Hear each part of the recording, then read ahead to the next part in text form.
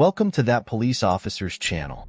Here, we take an investigative approach to true crime, breaking down real cases, analyzing the facts, and uncovering the truth behind some of the most disturbing crimes. If you're interested in understanding how investigations unfold and how justice is served, you're in the right place. Today, we're looking at a tragic case that left a whole community shaken. A case that, at first, seemed like a heartbreaking accident. A 22-month-old boy, lifeless in his home. A frantic stepfather on the phone, claiming the child had choked on a cookie. A mother, absent at the time but later found guilty of neglect. And an investigation that revealed a truth far darker than anyone expected. When first responders arrived, they were met with a scene that didn't quite match the story they were given. There was no sign of choking, no evidence that something had obstructed the little boy's airway. Instead, what paramedics found raised serious concerns. A major head injury, bruises in various stages of healing, and a child who had suffered more than what was initially claimed. What happened in the moments leading up to that 911 call?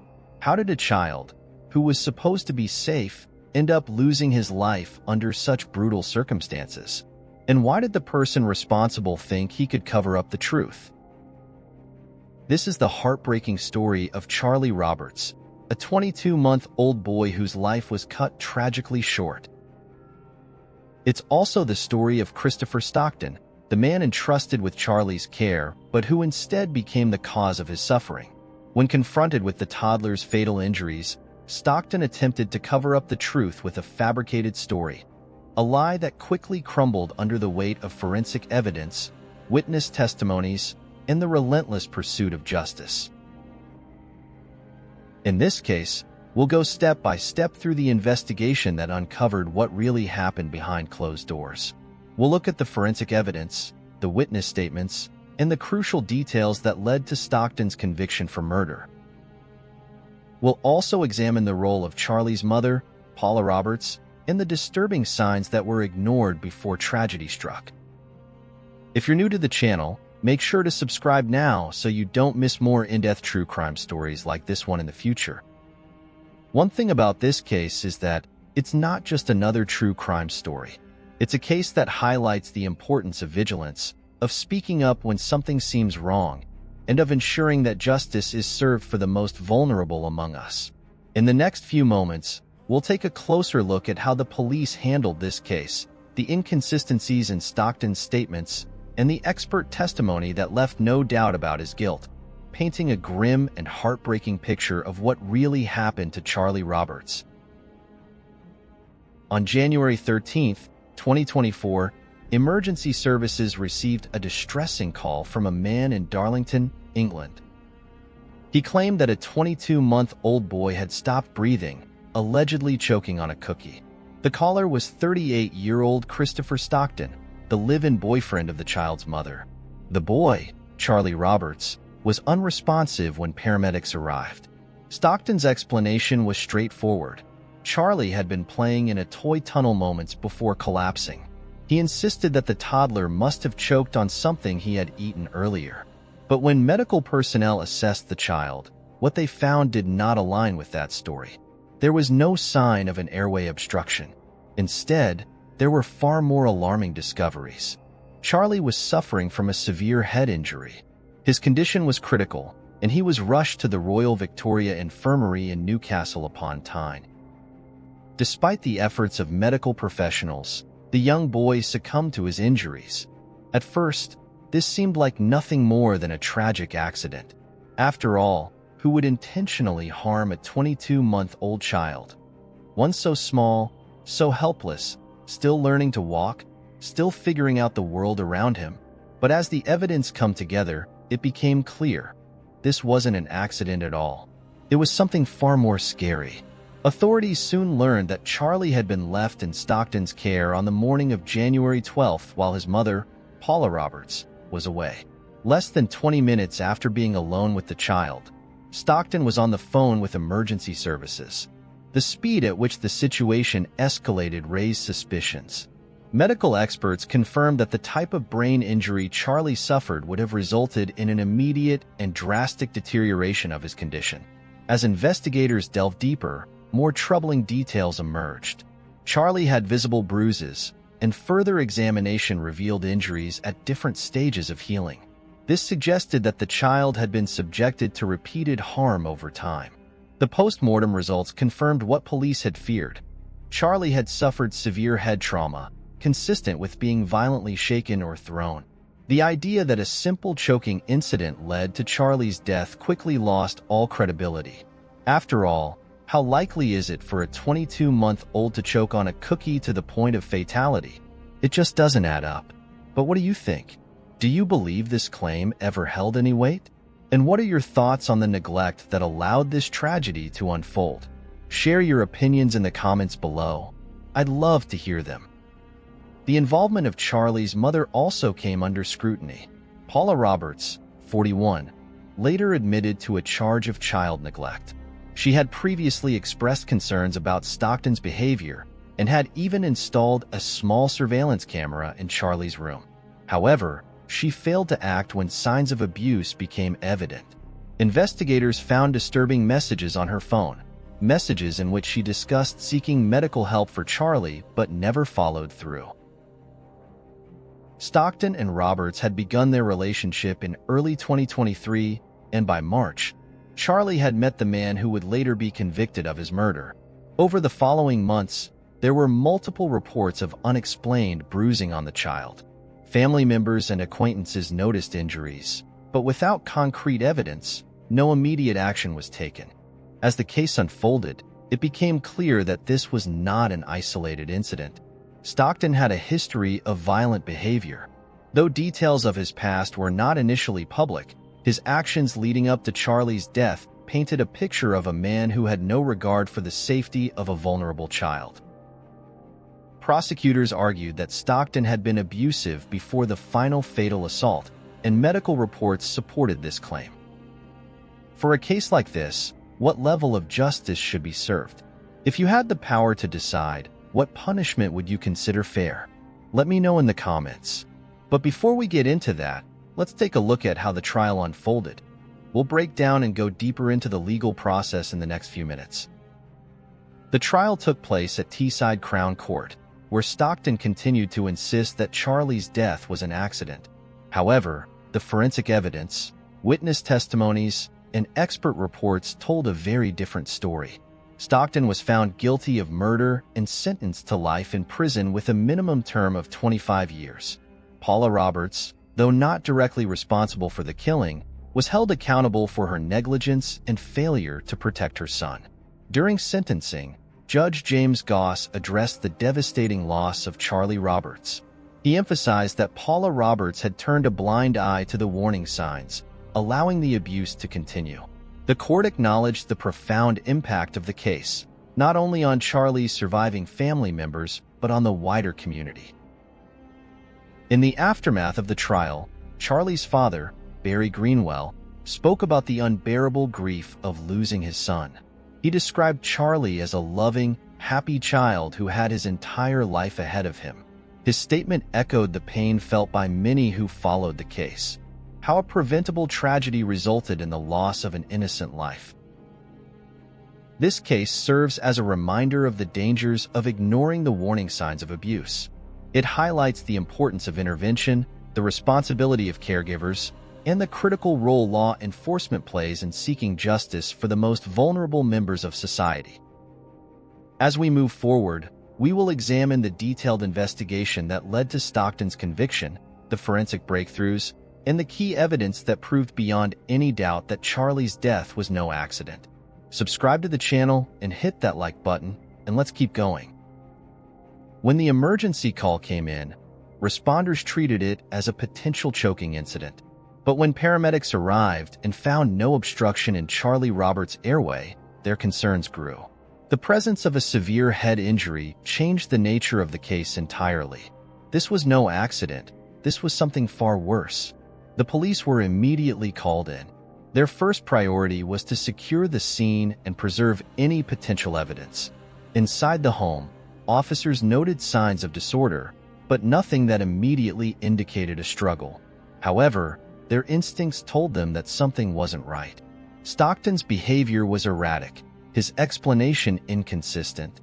He repeated his claim that Charlie had choked while playing, but his body language suggested unease. Detectives knew that in cases involving child fatalities, time was critical. They began by conducting an initial assessment of the crime scene. Photographs were taken, items were cataloged, and officers looked for anything that could either support or contradict Stockton's version of events. At the same time, Charlie's body was transported for a post-mortem examination.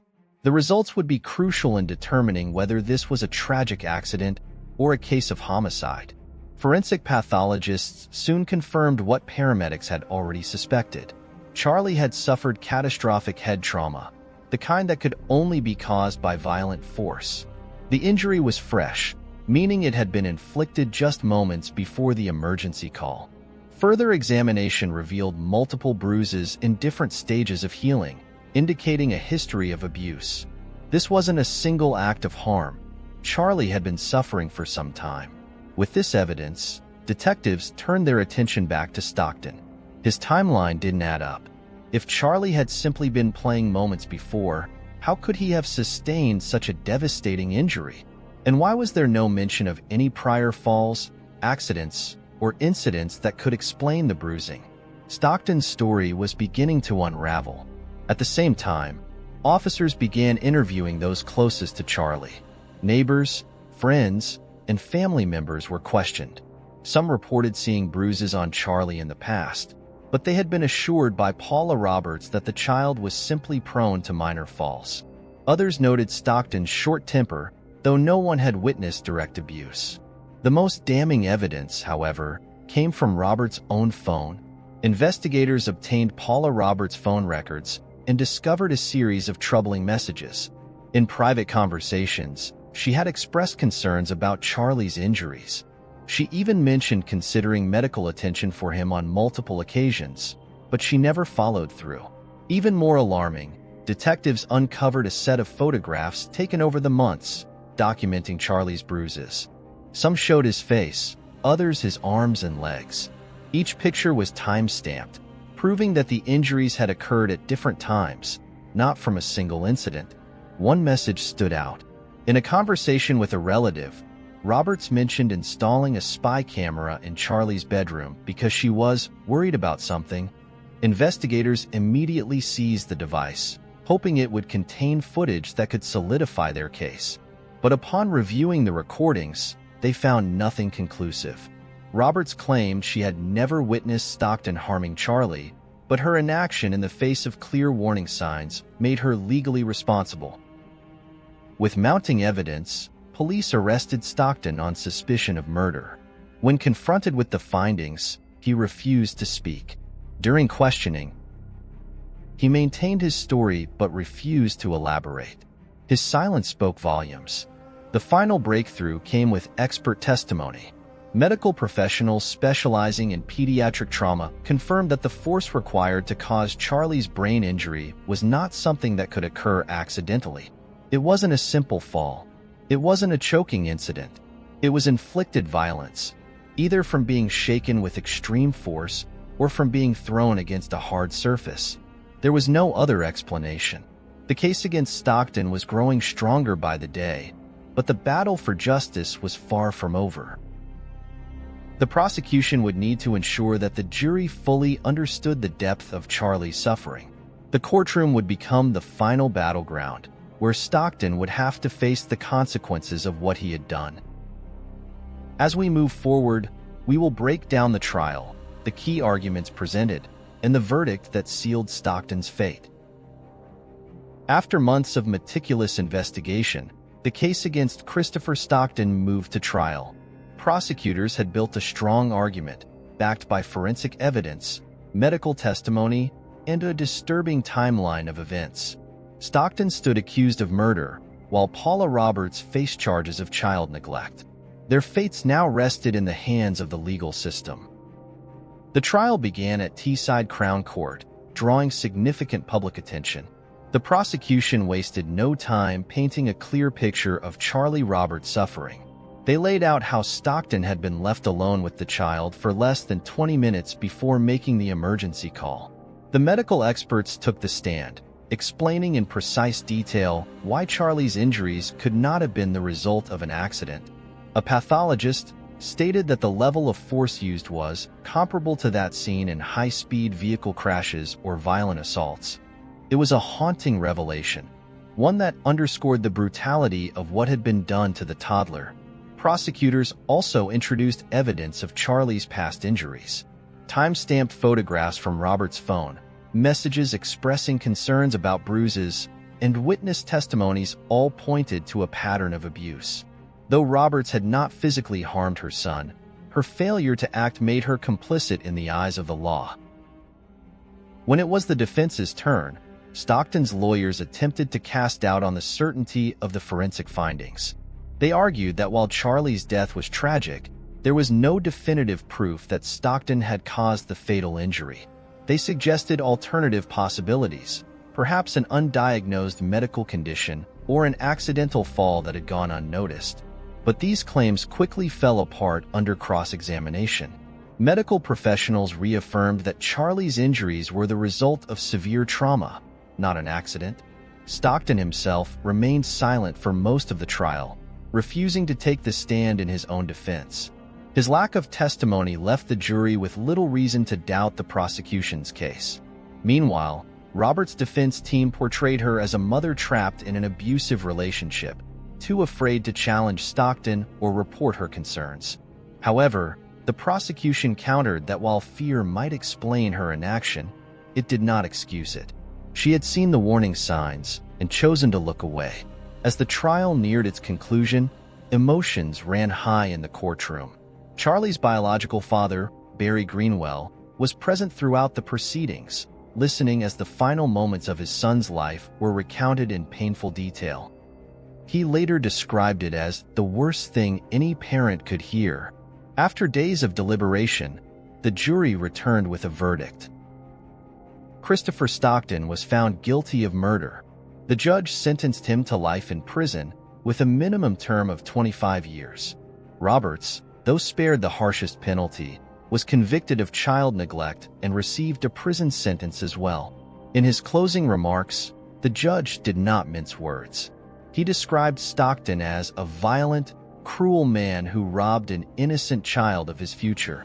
He also condemned Roberts' failure to act, stating that she had turned a blind eye to the suffering of her own son. Outside the courtroom, there was a mix of relief and sorrow. Justice had been served, but nothing could bring Charlie back. His father spoke to the press, expressing gratitude for the conviction but heartbreak over what had happened. Charlie was a bright, happy little boy, he said. He deserved so much more. The case left a lasting impact, not just on those who knew Charlie, but on the wider community. It served as a tragic reminder of the dangers of unchecked abuse and the importance of speaking up when a child is at risk. While the legal proceedings had reached their conclusion, the emotional wounds left behind would take far longer to heal. With the verdict delivered and the sentences handed down, there was one final question left to consider. Could this tragedy have been prevented? That's what we'll explore next as we examine the lessons learned from this heartbreaking case. Some cases stay with you long after the investigation is over. They linger in your thoughts, not just because of the crime itself, but because of the questions they leave behind. The murder of Charlie Roberts is one of those cases. It's the kind that makes you stop and ask, how did it come to this? And more importantly, could it have been prevented? Charlie was just 22 months old. He had no way to defend himself, no way to call for help, and no understanding of the danger he was in. His world was limited to the people around him, the very ones who should have protected him. Instead, he was left in the hands of a man who had no regard for his well-being. The abuse didn't happen overnight. It was a pattern, a cycle that grew worse over time. And with every bruise that went unexplained, with every injury ignored, the danger grew closer. Until, one day, it was too late. Cases like this force us to confront harsh realities. Child abuse isn't always obvious. It doesn't always look like what we expect. Sometimes, it hides behind closed doors, masked by excuses and explanations that seem just reasonable enough to be ignored. Kids fall. He's just clumsy. It was an accident. We hear these words and sometimes we accept them. But what happens when they aren't true? Paula Roberts' role in this tragedy is a difficult one to discuss. She wasn't the one who killed Charlie, but she saw the signs. She knew something wasn't right. She took pictures of his bruises, sent messages about her concerns, even installed a spy camera, but none of it was enough. Fear, denial, or something else held her back from taking the one step that could have saved him. She had a chance to protect her son, and she didn't. And while she will serve time for her inaction, no punishment can change what happened. For law enforcement, cases like this are some of the most frustrating. We can investigate, gather evidence, and bring offenders to justice. But we can't turn back time. We can't undo what's been done. Our job is to find the truth, but sometimes the truth is unbearable. A child suffered, and no one stopped it in time. That's a reality that never gets easier to accept. Charlie's father, Barry Greenwell, now lives with an unimaginable loss. He will never hear his son's laughter again, never watch him grow up, never hold him in his arms. His grief is permanent. And yet, in his public statements, he is focused not just on his own pain, but on the hope that Charlie's story will make a difference, that it will push others to act before it's too late. That's the lesson we have to take from this. If you see something that doesn't sit right, if a child seems hurt, withdrawn, or afraid, don't ignore it. Don't assume someone else will step in. Ask questions. Speak up. Report it. It's better to be wrong than to stay silent when a life could be in danger. Justice has been served in this case, but there is no true justice for Charlie. No verdict or sentence can bring him back. What we can do is learn from what happened. We can honor his memory by making sure that no other child suffers the same fate. Thank you for watching That Police Officer. If you found this story important, consider sharing it, because awareness can save lives. Stay safe, stay observant, and as always, I'll see you in the next one.